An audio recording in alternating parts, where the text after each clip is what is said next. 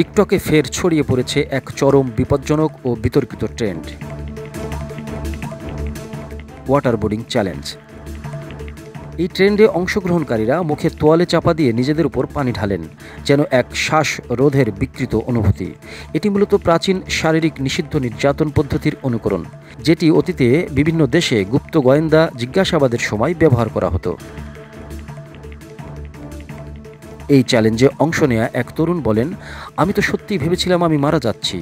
তার এই মন্তব্যে স্পষ্ট বোঝা যায় এই ট্রেন্ড শুধু মজার জন্য নয়, কারো কারো ক্ষেত্রে হতে পারে জীবনঘাতী।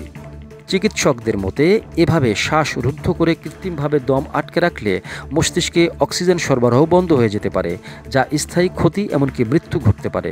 শুধু তাই নয়, হৃদস্পন্দনের অনিয়ম, মস্তিষ্কে রক্তক্ষরণ এবং এমনকি মানসিক ট্রমাও হতে পারে। সোশ্যাল মিডিয়া বিশ্লেষকরা বলছেন, তরুণদের মধ্যে ভিউ এবং লাইকের ফ্যাসিনেশন দিন দিন উদ্বেগজনকভাবে বাড়ছে।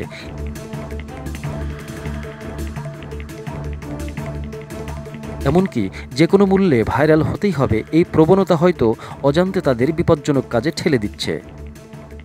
বিশ্বজুড়ে মনোরোগ বিশেষজ্ঞরা সামাজিক মাধ্যমে এমন বিপজ্জনক কন্টেন্ট দ্রুত সরিয়ে নেওয়ার আহ্বান জানিয়েছেন। সম্প্রতি টিকটক কর্তৃপক্ষ জানিয়েছে তারা এই বিষয়টি গুরুত্বের সঙ্গে খতিয়ে দেখছে এবং তাদের নীতিমালা অনুযায়ী পদক্ষেপ নিচ্ছে।